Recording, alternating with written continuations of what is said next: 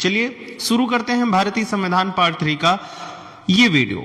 चलिए पहला यानी कि हमारा 51 नंबर प्रश्न है, भारतीय संविधान का प्रारंभ जो है वह किन शब्दों से होता है? बताइए किन शब्दों से होता है भारतीय संविधान का प्रारंभ? बताइए दोस्तों, भारतीय संविधान की जो प्रस्तावना है, शुरुआत में प्रस्तावना है और प्रस्तावना में जो शुरुआती शब्द हैं वह है हम भारत के लोग। काहे से शुरू होता है? हम भारत के लोग। और भारतीय संविधान की प्रस्तावना हम भारत के लोग यानी कि शब्दों से शुरू होती है, जो यह दर्शाता है कि संविधान की शक्ति का मुख्य स्रोत जो है वह क्या है?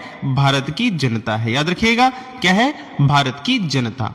चलिए अगला प्रश्न देखते हैं, प्रश्न नंबर 52। भारतीय संविधान की प्रस्तावना किससे संबंधित है? बताइए संविधान यानी कि जो भारतीय संविधान है इसकी प्रस्तावना किससे संबंधित है? बताइए दोस्तों, भारतीय संविधान की प्रस्तावना जो है वह संविधान की आत्मा मानी जाती है। क्या मानी जाती है? भारतीय संविधान की आत्मा। और भारतीय संविधान यानी कि भारत के जो सर्वोच्च न्यायालय और कई विद्वानों ने प्रस्तावना को संविधान की आत्मा कहा है, क्योंकि इसमें संविधान के मूल आदर्श और दर्शन समाहित हैं, यानी कि दर्शन समाहित हैं, शामिल हैं। याद रखिएगा, यह भी इंपॉर्टेंट प्रश्न हो सकता है आपके लिए। चलिए अगला प्रश्न हमारा प्रश्न नंबर 53। संविधान की प्रस्तावना में कितने शब्द हैं? बताइए दोस्तों, मोस्ट इंपॉर्टेंट प्रश्न है और कंफ्यूजिंग प्रश्न भी है। बताइए जो भारतीय संविधान की प्रस्तावना है इसमें कितने शब्द हैं? दोस्तों, भारतीय संविधान यानी कि जो हमारी परीक्षा, प्रतियोगी परीक्षाओं में इसको 80 माना जाता है। क्या माना जाता है? 80 शब्द हैं इसमें। लेकिन अगर मैं अंग्रेजी में बात करूं, अंग्रेजी संस्करण में इसका जो है उसमें इसके जो शब्द हैं वो अलग हो सकते हैं। तो इसमें 73 से 85 शब्द हो सकते हैं, लेकिन हमारा हिंदी में 80 शब्द हैं। इसमें कितने हैं? 80 शब्द। याद रखिएगा, इंपॉर्टेंट प्रश्न है। चलिए अगला प्रश्न हमारा प्रश्न नंबर 54। भारत को गणराज्य कब घोषित किया गया था? दोस्तों इंपॉर्टेंट प्रश्न, मोस्ट इंपॉर्टेंट प्रश्न है, भारत को गणराज्य कब घोषित किया गया था? दोस्तों सबको आता होगा कि हमारा जो संविधान है यह लागू कब हुआ था, और जिस दिन हमारा संविधान लागू हुआ था उसी दिन भारत गणराज्य घोषित किया गया था। तो हमारा संविधान जो है कब लागू हुआ? तो 26 जनवरी 1950 को लागू हुआ था। याद रखिएगा, इंपॉर्टेंट प्रश्न है। चलिए अगला प्रश्न हमारा प्रश्न नंबर 55। मौलिक अधिकारों को किस देश से लिया गया है? बताइए मौलिक अधिकार जो हमारे हैं, जो हमारे अधिकार हैं मौलिक अधिकार, वह किस देश से प्रेरित हैं, किस देश से लिए गए हैं? बताइए दोस्तों, जो मौलिक अधिकार हैं वह हमारा यूएसए से लिए गए हैं, यानी कि अमेरिका से लिए गए हैं। और भारतीय संविधान में वर्णित जितने भी मौलिक अधिकार हैं ये जो अमेरिका के संविधान है वहां से प्रेरित है, लिए गए हैं। याद रखिएगा, इंपॉर्टेंट प्रश्न हो सकता है। चलिए अगला प्रश्न हमारा प्रश्न नंबर 56। नीति निर्देशक तत्व किस देश से लिए गए हैं? बताइए नीति निर्देशक तत्व जो है वह किस देश से लिए गए हैं? बताइए दोस्तों, नीति निर्देशक तत्व यानी कि डीपीएसपी जो है वह कहां से लिए गए हैं? वह लिए गए हैं आयरलैंड से। कहां से लिए गए हैं? आयरलैंड से। अगर बात करें नीति निर्देशक तत्व है वह जो भारतीय संविधान के भाग 4 में समाहित हैं, 4 में वर्णित हैं, समाहित हैं। और भाग 4 यानी कि अनुच्छेद 36 से 51 में शामिल हैं। कितने अनुच्छेद? अगर पूछ ले अनुच्छेद नीति निर्देशक तत्व के तो 36 से 51, भाग पूछ ले तो भाग 4, और पूछ ले कहां से लिया गया तो आयरलैंड। याद रखिएगा, इंपॉर्टेंट प्रश्न है, और इसे ही डीपीएसपी बोलते हैं। चलिए अगला प्रश्न हमारा प्रश्न नंबर 57। मौलिक कर्तव्यों की अवधारणा किस देश से ली गई है? बताइए मौलिक कर्तव्यों की अवधारणा जो है वह किस देश से ली गई है? बताइए तो दोस्तों, मौलिक कर्तव्य रूस। कहां से? रूस से। और पहले इसको यूएसएसआर बोला जाता था, उसे ही अब रूस का नाम दे दिया गया, रूस बोला जाता है। पहले ये संयुक्त था, अब ये खुद का एक देश है, इसे अब बोलते हैं रूस। और यहीं से मौलिक कर्तव्यों की जो अवधारणा है वो ली गई है। याद रखिएगा, और मौलिक कर्तव्यों को 42वें संविधान संशोधन द्वारा जोड़ा गया था, यानी कि थे नहीं पहले। ये 42वें संविधान संशोधन, और पूछ ले कब हुआ तो 1976 में। 1976 में 42वां संविधान संशोधन से मौलिक कर्तव्यों को जोड़ा गया। और मौलिक कर्तव्य कहां से प्रेरित हैं? तो यूएसएसआर यानी कि रूस से प्रेरित है। याद रखिएगा, इंपॉर्टेंट प्रश्न है। चलिए अगला प्रश्न हमारा प्रश्न नंबर 58। संविधान सभा के उपाध्यक्ष कौन थे? बताइए संविधान सभा के जो उपाध्यक्ष थे वो कौन थे? बताइए अध्यक्ष आपको मैंने कई बार बताया है, उसको आप कमेंट करके बता दो। उपाध्यक्ष जो थे वो थे H.C. मुखर्जी। कौन थे? H.C. यानी कि हरेंद्र कुमार मुखर्जी, और ये संविधान सभा के निर्वाचित उपाध्यक्ष थे, और जो अध्यक्ष थे उनका नाम आप कमेंट करके बता दो। चलिए अगला प्रश्न हमारा प्रश्न नंबर 59, संविधान सभा के संवैधानिक सलाहकार कौन थे? बताइए, संवैधानिक सलाहकार, इंपॉर्टेंट प्रश्न। संवैधानिक जो सलाहकार थे वो कौन थे? दोस्तों जो संविधान सभा थी उसके संवैधानिक सभा जो सलाहकार थे वो थे B.N. राव। कौन थे? B.N. राव, याद रखिएगा, इंपॉर्टेंट प्रश्न हो सकता है। और इन्होंने ही संविधान का प्रारंभिक मसौदा यानी कि ड्राफ्ट तैयार करने की महत्वपूर्ण भूमिका निभाई थी। किसने? B.N. राव ने। चलिए अगला प्रश्न हमारा प्रश्न नंबर 60, संविधान सभा की कुल सदस्य संख्या कितनी थी? बताइए, संविधान सभा की जो सदस्य संख्या थी शुरुआत में वह कितनी थी? तो दोस्तों वह थी 389। लेकिन जब अपना विभाजन हो गया था उसके बाद यह सदस्य संख्या जो है वह कितनी रह गई थी? तो वह रह गई थी 299, याद रखिएगा। चलिए अगला प्रश्न हमारा प्रश्न नंबर 61, संविधान में संघ की स्थापना किस अनुच्छेद में है? बताइए, संविधान में जो संघ की स्थापना है वह किस अनुच्छेद में है? दोस्तों प्रस्तावना के बाद शुरुआत में ही अनुच्छेद 1 जो है हमारा वह संघ की स्थापना के बारे में है, याद रखिएगा। काहे के बारे में है? संघ की स्थापना के बारे में है, याद रखिएगा, इंपॉर्टेंट प्रश्न हो सकता है। चलिए अगला प्रश्न है हमारा प्रश्न नंबर 62, भारत के राज्य क्षेत्र का वर्णन किस अनुच्छेद में है? बताइए, राज्य क्षेत्र। दोस्तों संघ जो है, दोस्तों जो संघ की बात है अनुच्छेद 1 में वह यह स्पष्ट करती है कि जो भारत है अर्थात इंडिया है हमारा, राज्यों का एक संघ होगा। और ये जो अनुच्छेद 1 है इसी में ही जो भारत के राज्य क्षेत्र को परिभाषित किया गया है, जिसमें राज्यों के क्षेत्र, केंद्र शासित प्रदेश और भविष्य में अर्जित किए जाने वाले क्षेत्र शामिल होंगे। तो इसका राइट आंसर क्या हो जाएगा? अनुच्छेद 1। चलिए अगला प्रश्न हमारा प्रश्न नंबर 63, मौलिक अधिकारों की रक्षा हेतु कौन सा अधिकार है? बताइए, मौलिक अधिकारों की रक्षा हेतु कौन सा अधिकार है? बताइए दोस्तों, ये इंपॉर्टेंट प्रश्न है। मौलिक अधिकारों की रक्षा हेतु कौन सा अधिकार है? तो वह है संवैधानिक उपचार का अधिकार। दोस्तों संवैधानिक उपचार का अधिकार है। यदि आप किसी नागरिक को, जो नागरिक के मौलिक अधिकार होते हैं उनका हनन होता है तो वो क्या कर सकता है? वह संवैधानिक उपचारों के अधिकार के तहत सीधे सर्वोच्च न्यायालय जा सकता है। कहां जा सकता है? सीधे सर्वोच्च न्यायालय, याद रखिएगा। और डॉक्टर B.R. अम्बेडकर ने इसी को संविधान का हृदय बोला है। किसको? संवैधानिक उपचार का अधिकार को ही डॉक्टर B.R. अम्बेडकर ने संविधान का हृदय और आत्मा बोला है, याद रखिएगा, इंपॉर्टेंट प्रश्न है। चलिए अगला प्रश्न हमारा प्रश्न नंबर 64, संवैधानिक उपचार का अधिकार किस अनुच्छेद में है? बताइए, किस अनुच्छेद में है जो संवैधानिक उपचार का अधिकार है, जिस अनुच्छेद को ही जो डॉक्टर B.R. अम्बेडकर ने संविधान का हृदय और आत्मा कहा है वो कौन सा अनुच्छेद है? वह है अनुच्छेद 32, याद रखिए कौन सा है? अनुच्छेद 32। चलिए अगला प्रश्न हमारा प्रश्न नंबर 65, हैबियस कॉर्पस किससे संबंधित है? बताइए, हैबियस कॉर्पस जो है वह किससे संबंधित है? बताइए दोस्तों, हैबियस कॉर्पस जो है वह गिरफ्तारी से संबंधित है। किससे संबंधित है? गिरफ्तारी से। और हैबियस कॉर्पस को जो हिंदी में अगर रूपांतरित करें, हम हिंदी में अनुवाद करें तो इसका मतलब होता है बंदी प्रत्यक्षीकरण। क्या होता है? बंदी प्रत्यक्षीकरण। और हैबियस कॉर्पस एक रिट है जिसका उपयोग किसी व्यक्ति के अवैध गिरफ्तारी या हिरासत से मुक्त कराने के लिए जो न्यायालय है उसके द्वारा किया जाता है। इसका अर्थ होता है शरीर को प्रस्तुत करना। क्या? शरीर को प्रस्तुत करना, याद रखिएगा, इंपॉर्टेंट प्रश्न हो सकता है। हैबियस कॉर्पस किससे संबंधित है? तो गिरफ्तारी से संबंधित है। चलिए अगला प्रश्न हमारा प्रश्न नंबर 66, शोषण के विरुद्ध अधिकार में क्या शामिल है? बताइए, शोषण के विरुद्ध जो अधिकार है इसमें क्या शामिल है? बताइए दोस्तों, शोषण के विरुद्ध अधिकार जो है ये बाल श्रम निषेध है। क्या है? बाल श्रम निषेध, जो हमारा अनुच्छेद 24 है। कौन सा? अनुच्छेद 24। इसके तहत 14 वर्ष से कम आयु वाले जो बच्चे होते हैं उनको कारखानों या कहीं अन्य खतरनाक कामों में लगाना प्रतिबंधित है। याद रखिएगा, 14 वर्ष से कम वाले बच्चों को। यह शोषण के विरुद्ध अधिकार है। और यह अनुच्छेद 24, इसको 23 और 24 मान लीजिए। अब 23 और 24 दोनों में ही इसका वर्णन है कि जो अनुच्छेद मतलब 14 साल से बच्चे जो हैं उनको कारखानों या किसी अन्य खतरनाक कामों में लगाना जो है वह निषिद्ध यानी प्रतिबंधित किया गया है। याद रखिएगा, इंपॉर्टेंट प्रश्न हो सकता है।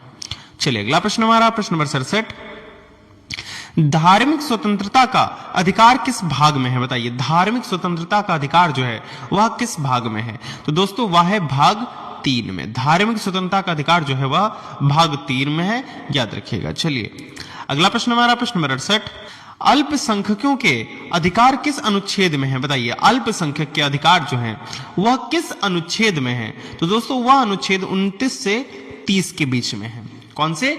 अल्पसंख्यकों के सांस्कृतिक और शैक्षिक अधिकारों की रक्षा करते हैं। ये कौन से? अनुच्छेद 29-30। ये हमारे अल्पसंख्यकों के सांस्कृतिक और शैक्षिक अधिकारों की रक्षा करते हैं। जो अनुच्छेद 29 है उनके हितों के संरक्षण, और अनुच्छेद जो 30 है इसके अपनी पसंद के शिक्षण संस्थान खोलने का अधिकार देता है। किसको? अल्पसंख्यकों को, याद रखिएगा, इंपॉर्टेंट प्रश्न हो सकता है। चलिए अगला प्रश्न हमारा प्रश्न नंबर 69, नीति निर्देशक तत्वों का मुख्य उद्देश्य क्या है? बताइए, जो नीति निर्देशक तत्व हैं, जो हम बार बार पढ़ते हैं, नीति निर्देशक तत्व, इनका मुख्य उद्देश्य क्या होता है? बताइए। दोस्तों अगर आपको वीडियो अच्छी लग रही है तो वीडियो को लाइक कर दीजिएगा। चैनल पे अगर आप नए हैं तो चैनल को सब्सक्राइब कर लीजिएगा और बेल आइकन को भी प्रेस कर लीजिएगा। दोस्तों अगर आपको इसकी पीडीएफ या नोट्स चाहिए वो मिलेंगे टेलीग्राम चैनल पे। टेलीग्राम चैनल का लिंक मैं डिस्क्रिप्शन और बायो में भी दे दूंगा। बताइए, नीति निर्देशक तत्व का मुख्य उद्देश्य क्या है? तो वह है सरकार को दिशा देना, दिशा निर्देश करना, दिशा निर्देशित करना। सरकार को नीति निर्देशक तत्वों का मुख्य उद्देश्य है, याद रखिएगा। और इसे ही हम बार बार बोल रहे हैं कि नीति निर्देशक तत्व को ही डीपीएसपी भी बोलते हैं, याद रखिएगा, इंपॉर्टेंट प्रश्न हो सकता है। चलिए अगला प्रश्न हमारा प्रश्न नंबर 70, ग्राम पंचायत से संबंधित नीति निर्देशक तत्व कौन सा है? बताइए, ग्राम पंचायत से संबंधित। दोस्तों अनुच्छेद जो 40 है, यानी कौन सा अनुच्छेद अगर आपसे पूछ रहे हैं तो अनुच्छेद 40। और अनुच्छेद 40 के अंतर्गत ही राज्यों को ग्राम पंचायतों के गठन का निर्देश देता है, जो अनुच्छेद 40 है, और उन्हें ऐसी शक्तियां प्रदान करने की बात करता है जिससे वे स्वयं शासन की इकाइयों के रूप में कार्य कर सकें। कौन? ग्राम पंचायत, याद रखिएगा, इंपॉर्टेंट प्रश्न है। चलिए अगला प्रश्न है प्रश्न नंबर 71, समान नागरिक संहिता किस अनुच्छेद में है? बताइए, समान नागरिक संहिता जो है वह किस अनुच्छेद में है? बताइए। दोस्तों समान नागरिक संहिता जो है वह अनुच्छेद 44 में है। किस में है? अनुच्छेद 44 में। और यह पूरे भारत में नागरिकों के लिए एक समान नागरिक संहिता यानी कि यूनिफॉर्म सिविल कोड लागू करने का प्रयास करता है। प्रयास करें यानी कि सारे लोग। अनुच्छेद 44 के तहत जो है समान नागरिक संहिता का वर्णन किया गया है अनुच्छेद 44 में, याद रखिएगा, इंपॉर्टेंट प्रश्न हो सकता है। चलिए अगला प्रश्न हमारा प्रश्न नंबर 72, 14 वर्ष तक के बच्चों को शिक्षा किस अनुच्छेद से या किस अनुच्छेद में वर्णन है शिक्षा का? जो 14 वर्ष तक के बच्चों की शिक्षा वह किस अनुच्छेद में वर्णित है? तो वह बताइए, वह वर्णित है अनुच्छेद 45 में। किसमें है? अनुच्छेद 45 में। और दोस्तों ये 86वें संविधान संशोधन के बाद जो है 6 से 14 वर्ष तक के बच्चों के लिए शिक्षा अब जो है वह अनुच्छेद 21A के तहत, किसके? 21A के तहत जो है वह मौलिक अधिकार बना दिया गया है, याद रखिएगा, मौलिक अधिकार बना दिया गया है। मौलिक अधिकार बना दिया गया है अनुच्छेद 21A। और संविधान संशोधन पूछ ले कौन सा है? तो 86वां संविधान संशोधन, याद रखिएगा, इंपॉर्टेंट प्रश्न हो सकता है। चलिए अगला प्रश्न हमारा प्रश्न नंबर 73, राष्ट्रपति भारत का क्या होता है? बताइए, जो राष्ट्रपति है वह भारत का क्या होता है? वास्तविक प्रमुख होता है, संवैधानिक प्रमुख होता है, कार्यकारी प्रमुख होता है या न्यायिक प्रमुख होता है? दोस्तों जो भारत का राष्ट्रपति होता है वह संवैधानिक प्रमुख होता है।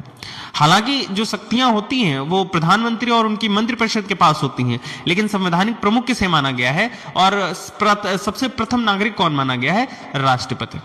चलिए अगला प्रश्न हमारा प्रश्न नंबर 74, प्रधानमंत्री की नियुक्ति कौन करता है? बताइए, जो प्रधानमंत्री होते हैं इनकी नियुक्ति कौन करता है?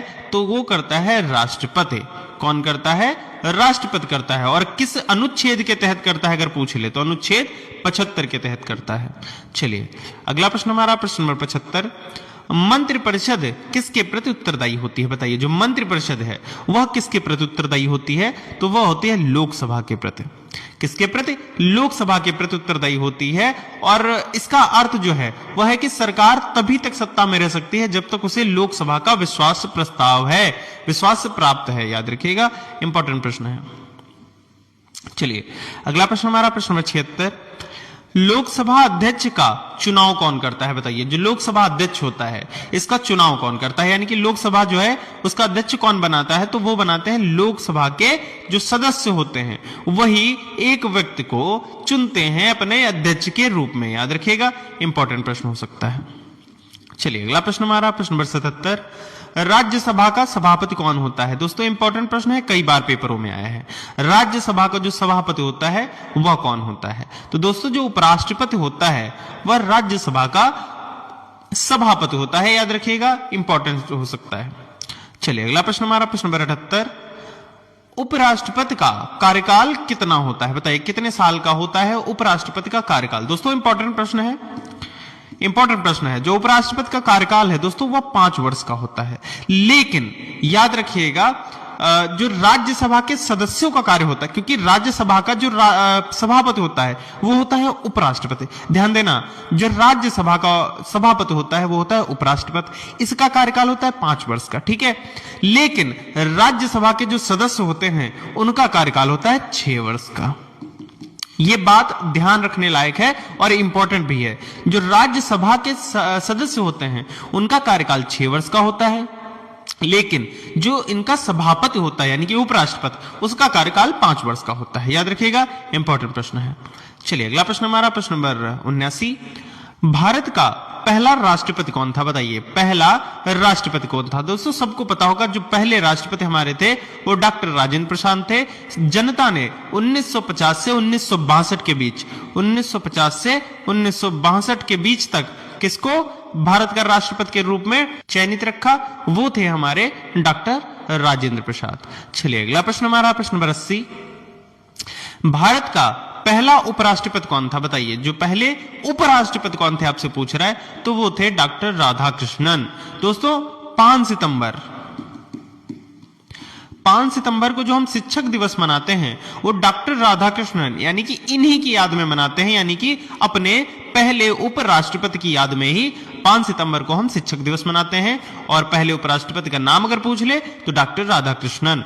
चलिए अगला प्रश्न हमारा प्रश्न नंबर 81, सर्वोच्च न्यायालय के न्यायाधीशों की सेवानिवृत्त जो है वो आयु कितनी होती है? सर्वोच्च न्यायालय के न्यायाधीश, दोस्तों सुप्रीम कोर्ट के जो न्यायाधीश होते हैं, जज होते हैं, उनकी जो सेवानिवृत्ति यानी कि रिटायरमेंट आयु होती है वह होती है 65 वर्ष। याद रखिएगा, कितनी होती है? 65 वर्ष। चलिए अगला प्रश्न हमारा प्रश्न नंबर 82, हाई कोर्ट के न्यायाधीशों की जो सेवानिवृत्ति आयु कितनी होती है? यानी कि हाई कोर्ट के जो न्यायाधीश होते हैं, जो जज होते हैं हाई कोर्ट के, उच्च न्यायालय के, वो जो रिटायरमेंट आयु होती है वो होती है 62 वर्ष की। कितनी होती है? 62 वर्ष की होती है। याद रखिएगा। चलिए प्रश्न नंबर 83 है हमारा, भारत में कितने प्रकार के आपातकालीन व्यवस्थाएं हैं? बताएं, भारत में आपातकाल की जो व्यवस्थाएं हो कितने प्रकार की हैं? तो वो है 3 प्रकार की। कौन कौन सी अगर कभी पूछ ले तो एक है राष्ट्रीय आपातकाल, दूसरा है राज्य आपातकाल जिसे ही राष्ट्रपति शासन बोलते हैं, और तीसरा हमारा है वित्तीय आपातकाल। दोस्तों वित्तीय आपातकाल अपने भारत में अभी तक एक बार भी नहीं लगा है, ये पेपर में पूछ लेता है, तो ये इंपॉर्टेंट प्रश्न आपके लिए है। चलिए अगला प्रश्न हमारा प्रश्न नंबर 84, राष्ट्रपति शासन किस अनुच्छेद में है? बताइए, राष्ट्रपति शासन जो है वह किस अनुच्छेद में है? तो वह है 356। किस अनुच्छेद में है? 356 के अनुच्छेद में है राष्ट्रपति शासन का उल्लेख। चलिए अगला प्रश्न हमारा प्रश्न नंबर 85, वित्तीय आपातकाल किस अनुच्छेद में है? बताइए, जो वित्तीय आपातकाल है वह किस अनुच्छेद में है? तो वह है 360। अनुच्छेद 360 में वित्तीय आपातकाल की घोषणा के बारे में जो है वह शक्ति दी गई है और उल्लेख इसका मिलता है, और ये भारत में एक बार भी अभी तक नहीं लगा है वित्तीय आपातकाल। याद रखिएगा। चलिए अगला प्रश्न हमारा प्रश्न नंबर 86, निर्वाचन आयोग किस अनुच्छेद में है? बताइए, निर्वाचन आयोग जो हमारा इलेक्शन कराता है, इलेक्शन कमीशन है, उसका गठन जो है वह किस अनुच्छेद के तहत किया गया है? तो वह है अनुच्छेद 324। किस अनुच्छेद के तहत इसके गठन की बात हुई है? निर्वाचन आयोग की 324। और यही हमारे जो है निष्पक्ष और क्या बोलते हैं उसको, स्वतंत्र तरीके से जो है चुनाव कराता है। कौन? निर्वाचन आयोग। चलिए अगला प्रश्न हमारा प्रश्न नंबर 87, चुनाव में मतदान की न्यूनतम आयु कितनी है बताइए। चुनाव में जो मतदाता की यानी कि मतदाता की न्यूनतम आयु, मतदान करता है जो मतदाता, उसकी न्यूनतम आयु कितनी होनी चाहिए, तो वो है अब 18 वर्ष। वो है अब, मैंने इसलिए बोला कि जो हमारा 61वां संविधान संशोधन था, 61वां संविधान संशोधन जो 1989 में हुआ था, कब, 1989 में 61वां संविधान संशोधन, उसके द्वारा पहले 21 वर्ष की आयु जो थी वह मतदान की आयु थी, इसको घटाकर 18 वर्ष कर दिया गया था। पहले कितनी होती थी कि 21 साल के अगर आप होंगे तभी आप इलेक्शन में वोट डाल सकते हैं, लेकिन 61वां संविधान संशोधन आया 1989 में, उसने क्या किया, 21 साल से 18 वर्ष कर दिया कि अब आप 18 साल की उम्र से ही मतदाता बन सकते हैं, मतदान कर सकते हैं। चलिए अगला प्रश्न हमारा प्रश्न नंबर 88, नियंत्रक एवं महालेखा परीक्षक जिसे सीएजी बोलते हैं की नियुक्ति कौन करता है बताइए। जो सीएजी हैं उनकी नियुक्ति कौन करता है, तो वो करते हैं भारत के राष्ट्रपति। कौन करता है, भारत के राष्ट्रपति करते हैं। चलिए अगला प्रश्न हमारा प्रश्न नंबर 89, संघ लोक सेवा आयोग किस अनुच्छेद में है बताइए। जो संघ लोक सेवा आयोग है यानी कि यूपीएससी जिसे हम बोलते हैं, संघ लोक सेवा आयोग, इसका जो आयोग है, इसके गठन की बात जो है वह किस अनुच्छेद में की गई है, तो वह है अनुच्छेद 315।